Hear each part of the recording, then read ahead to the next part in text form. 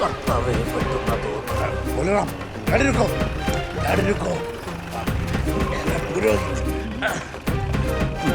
നോക്കി കളിക്കുമ്പോഴല്ല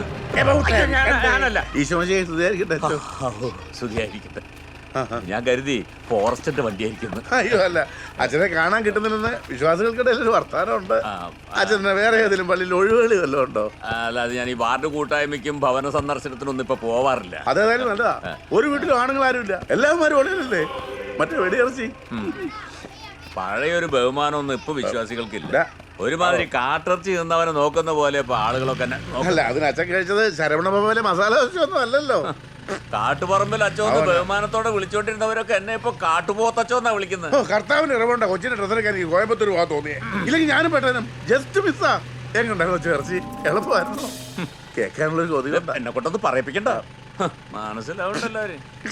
കപ്പ്യാരടക്കം ഒളിവ് പോയി. പള്ളിക്കകത്താണെങ്കിൽ ഒരു ഈച്ച പോലും ഇല്ല. ഒറ്റയ്ക്ക് കുർബാന ചൊല്ലി ബോറടിച്ചോ. തോട്ടത്തിൽ നിന്ന് രണ്ട് ബംഗാളികളെ അയക്കാം. മലയാളമൊക്കെ നല്ലോണം അറിയാവുന്നവരാ. Very fluent. എന്നാ അച്ഛോ? ലാലപ്പന്റെ ആണ്ടുകുമ്പസാരം കഴിഞ്ഞിരുന്നോ? അച്ഛൻ ഓർമ്മയില്ല. കഴിഞ്ഞ ഞാനല്ലേ വന്ന് കുമ്പസാരിച്ചേ, ഓർമ്മയില്ല? എന്നാ താൻ പോയി അടുത്ത കുമ്പസാരത്തിനുള്ള പാപം ചെയ്തേച്ചു വാ. ഒരു വിശ്വാസി വന്നിരിക്കുന്നു. താങ്ങിയതാണോ കാട്ടുപോർമ്മ? അച്ഛാ വേണം ജീപ്പേ പോ, ഞാൻ കൊണ്ട് ആക്കാം. വേണ്ട, ഈ കാട്ടുപോത്തിന്റെ ഇറച്ചിരുന്ന് എങ്ങനെയാ? പാവാണോ എന്ന് നോക്ക്, അപ്പൊ മനസ്സിലാവും.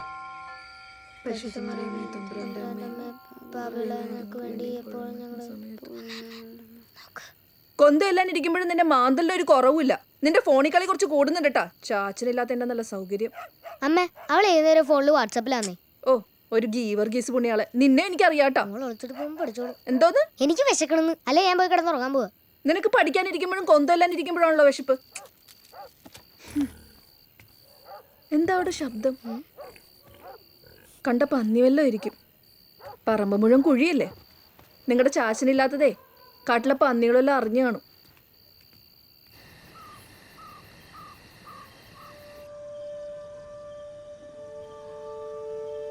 എന്ത് സ്വപ്നം കണ്ടിട്ടാണാവോ ഇരിക്കണത്? പിള്ളേര് എന്തെങ്കിലും ഈ വിലപിടിപ്പുള്ള സാധനങ്ങൾ കളിക്കാൻ എടുക്കുമ്പോഴേ കാരണവന്മാര് അത് ചീത്തയാക്കുമെന്ന് പറഞ്ഞുകൊണ്ട് പിടിച്ചു പറിച്ചങ്ങ് വാങ്ങിക്കും. പിള്ളേർ എത്ര കരഞ്ഞാലും ചിലപ്പോൾ അത് തിരിച്ചു കൊടുക്കൂലേ. അങ്ങനെയായിരുന്നു നിന്റെ അമ്മച്ചി. നിന്നെ പിടിച്ചു വലിച്ചോണ്ട് പോകുന്നത് ഇന്നും എൻ്റെ കണ്ണിലുണ്ട്. അന്ന് നീ കരഞ്ഞപ്പോൾ ഞാനും ഒരുപാട് കരഞ്ഞു. എന്താ നിർത്തിയേ? എന്തിനാ പറഞ്ഞിട്ട് വെറുതെ. ഞാൻ കരയുന്നത് അന്ന് മാത്രമല്ലേ പാപ്പച്ചൻ ചേട്ടൻ കണ്ടുള്ളൂ. എന്താ ചിരിക്കണേ? നിന്റെ കെട്ടുറപ്പിച്ച് കഴിഞ്ഞ് 1.5 വർഷം ഞാൻ വീട്ടിൽ തന്നെയായിരുന്നു. ഡ്രൈവിംഗ് പഠിപ്പിച്ച കുഞ്ഞു ചേട്ടൻ പറയുമായിരുന്നു, ആരെങ്കിലും ഒന്ന് കെട്ടിയാൽ തീരാവുന്ന പ്രശ്നമേ ഉള്ളൂ നിനക്കെന്ന്. കെട്ട് കഴിഞ്ഞ് 6 മാസം എടുത്തു റീനോടൊന്നും മിണ്ടാൻ തന്നെ. പിന്നെ ആലോചിച്ചപ്പം വേറൊരാളുടെ ജീവിതം കൊണ്ട് കളിച്ചിട്ട് എന്താ കാര്യം? മറന്നു. അപ്പം മറന്നോ? പിന്നെ മറക്കണ്ടേ? ആരായാലും മറക്കും. ശരിക്കും പറഞ്ഞാൽ ഈ മറവിക്കൊന്നും വലിയ ആയുസൊന്നുമില്ല. വീണ്ടും ഒന്നുകൂടെ ഓർക്കുന്നവരെയുള്ള ചെറിയൊരു ഗ്യാപ്പ്, അല്ലാതെന്താ? ശരിയാ, എന്തിനാ അതൊക്കെ ഓർത്തു വെച്ചോണ്ട്? ഒളിവിലിരിക്കുമ്പോഴാണ് പല വീരകൃത്യങ്ങളും പണ്ട് നടന്നിട്ടുള്ളത്. അടുപ്പിൽ നല്ല തീക്കൊള്ളിയുണ്ട്, അധികം കൃത്യങ്ങൾക്ക് മുതിരണ്ട. അല്ല, എന്താ ചേട്ടന്റെ പ്ലാൻ? എൻ്റെ പ്ലാൻ എന്ന് വെച്ചാൽ മാമലക്കൊന്ന് കത്തിക്കൊണ്ടിരിക്കുവാണല്ലോ. അങ്ങനെ കത്തി ചാരമാകുമ്പോൾ ആ ചാരം എടുത്ത് ഞാനെൻ്റെ നെറ്റിയിൽ ഒരു കുറി വരയ്ക്കും. നമ്മുടെ കരിക്കുരിശ് പെരുന്നാളിന് വരയ്ക്കുന്ന പോലത്തെ ഒരു കുറി. അപ്പോൾ ഇവിടുന്ന് പോകാൻ ഉദ്ദേശമൊന്നും ഇല്ലേ? പോണമല്ലോ. കൊണ്ടുപോകാൻ ആൾ വരട്ടെ. ആര്?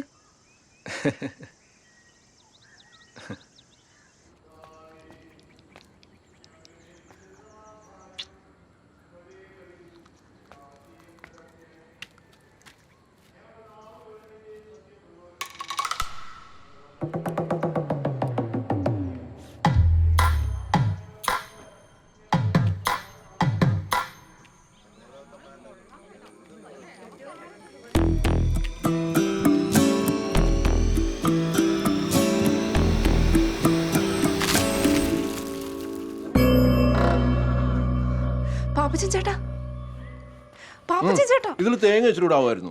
ആരണ്ടൊക്കെ വരുന്നുണ്ട്. ഇനി ആരോടൊക്കെ വരുന്നു? ഇതിപ്പോ എനിക്കാണ് തയ്യല്ലോ. ഒന്ന് എവിടെയെങ്കിലും പോയി ഒളിക്ക്. ഗസ്റ്റുകളുടെ കാര്യം.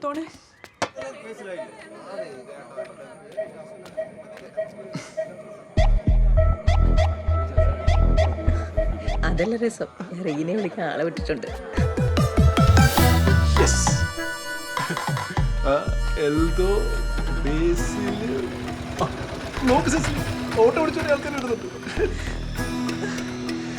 കർത്താവേ, ബെന്നിച്ചൻ ചേട്ടൻ. അയ്യോ പാപ്പച്ചൻ ചേട്ടൻ. കറക്റ്റ് ടൈമിന് പെന്നി എത്തിയല്ലോ. ശേ സിസ്ലി കുട്ടി കലല്ലേ, എന്താ ഇത്? ഞാനിവിടുന്ന് പോയാലും ഇവിടെ അടുത്തന്നെ ഉണ്ടാവുമല്ലോ. പണ്ട് ഞാൻ തെറ്റാലിക്ക് മരയൊന്നിന് അടിച്ചിട്ടപ്പോ സിസ്ലി കുട്ടി പറഞ്ഞായിരുന്നു ഞാനൊരു വലിയ ആളാകുമെന്ന്. പറഞ്ഞിട്ടുണ്ട്. അത് ഓർമ്മയില്ലാത്തോണ്ടാ സിസ്ലി കുട്ടിക്ക്. ഇപ്പൊ ഞാൻ കാട്ടുപോത്തിനാണല്ലോ ഇവിടെ വെച്ചിട്ടിരിക്കുന്നത്. അപ്പൊ ഞാൻ കുറച്ചുകൂടെ വലിയ ആളായി അല്ലേ? അതെ, വല്ല നടക്കൂ. ഇനി ഇന്ന് നടക്കുമെന്ന് തോന്നുന്നില്ല. അയ്യോ സിസ്ലി കുട്ടി കരയല്ലേ, കണ്ണുതിരിക്കണ വേസ്റ്റ് ആക്കല്ലേ. ഇനി എത്രയോ കരയാൻ കിടക്കുന്നു.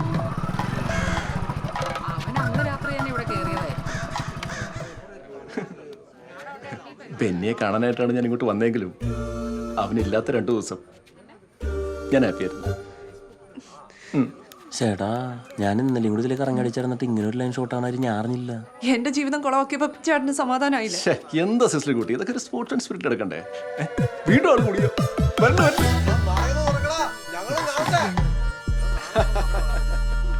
തിരക്കുകളൊക്കെ മാറ്റി വെച്ചോടെ വന്നിട്ടുള്ള എല്ലാവർക്കും എന്റെ വിനീതമായ നമസ്കാരം. എടാ ചോക്കൂടെ, നീയാണോ ജാഥ ക്യാപ്റ്റൻ? കണ്ടില്ലേ, പഴയ കാമോനെ വിളിച്ച് വീട്ടിൽ കയറ്റിയേക്കാം. നമ്മളെങ്ങാനും ആയിരുന്നെങ്കിൽ. എടാ അമ്പലക്കൊന്നും കോളനിക്കാരൊന്നും കാണുന്നില്ലല്ലോ. നീ അവരെയൊന്നും അറിയിച്ചില്ലേ? ഒരു ഉത്തരവാദിത്വം ഇല്ല. പാപ്പച്ചോ,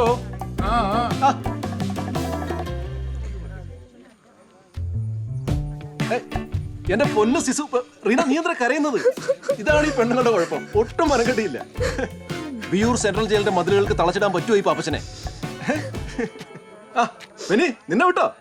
സിസു നീ പേടിക്കണ്ട, ദേ വെനിച്ച നിൽക്കുന്നത് നല്ല പയർ പോലെ. രാത്രി ഞാൻ പറഞ്ഞില്ലേ സിസു, നോട്ട് ഇൻജുറി ടു ഹെൽത്ത്. നല്ല ഇടി കിട്ടിയല്ലേ? മുടിയൊക്കെ വളർന്നോടാ. ചാച്ചൻ ജയിൽ മോചിതനായി വന്നിട്ട് നമുക്ക് ഒരുമിച്ച് പോയി അപ്പാച്ചി സ്റ്റൈൽ വെട്ടാം. ഞാനെന്നാ പോയിട്ട് വരാം. നിങ്ങൾ വരാണ്ടിരിക്കുക എന്ത് വെച്ച് ചെയ്തോ? ഈ 2 ദിവസം നിങ്ങൾ ഇവിടെ എന്തുണ്ടാക്കണായിരുന്നു എനിക്കറിയണം. പറ. എന്നാലും ധൈര്യം സമ്മതിക്കണം, അതും പട്ടാ പകല്.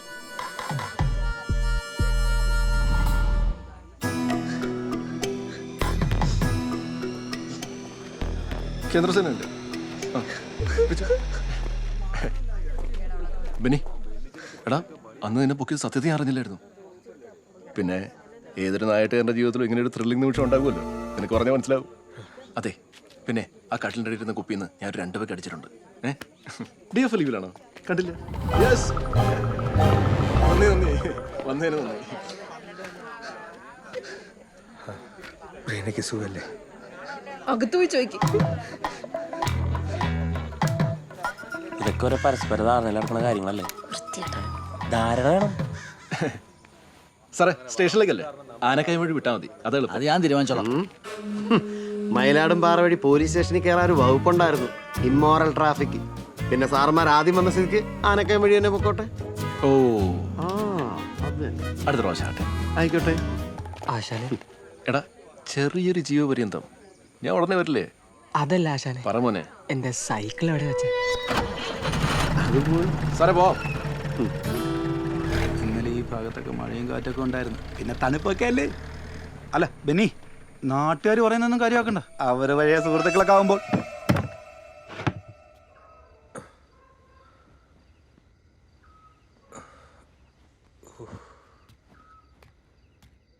ബെന്നിച്ച, നിങ്ങൾ വന്നു കയറിയിട്ട് ഇത്ര നേരമായിട്ടും ഒരക്ഷരം പോലും എന്നോട് മിണ്ടിയില്ലല്ലോ.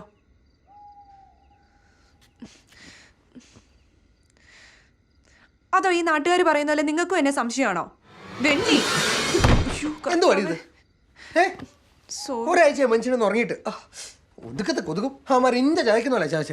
ചേട്ടായിക്ക് തല്ല് കിട്ടി. പാപ്പച്ചൻ ചേട്ടൻ പറഞ്ഞല്ലോ തല്ലൊന്നും കിട്ടുകയല്ലെന്ന്. ഓപ്പച്ചൻ എടി അവൻ പറയുന്ന കാര്യങ്ങൾ വിശ്വസിക്കുവോ? നിന്നെ തന്റെ ജോസഫ് അല്ലെന്ന് അവൻ പറഞ്ഞാൽ നീ വിശ്വസിക്കുവോ? നീ കിടക്കാണെങ്കിൽ കിടക്ക്, കിടന്നേ കിടന്നേ.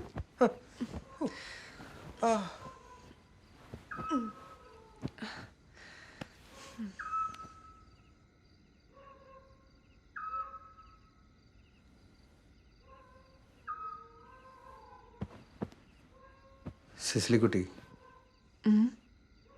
നിങ്ങൾ എന്നെ അടി കെട്ടാഞ്ഞ്. എന്തോന്നാ? നീയും പാപ്പച്ചനും എന്നെ കെട്ടാഞ്ഞെന്ന്. ഓഹോ, അപ്പൊ നിങ്ങൾക്ക് എന്നെ ഇപ്പോഴും സംശയമാണല്ലേ? അതിന് നീ വേറെ ആളെ നോക്കണം.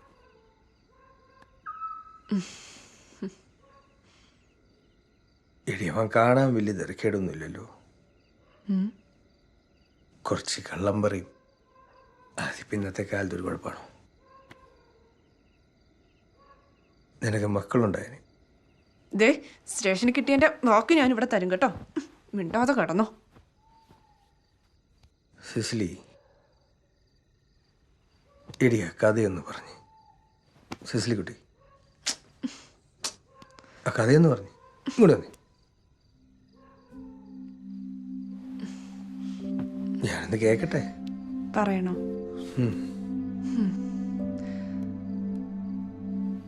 അന്തവും കുന്തവും ഇല്ലാത്ത അന്നത്തെ കാലം. അപ്പൊ ഇപ്പോഴത്തെ പോലെ തന്നെ അപ്പോഴും പറയുന്നു കേക്ക്. പറ.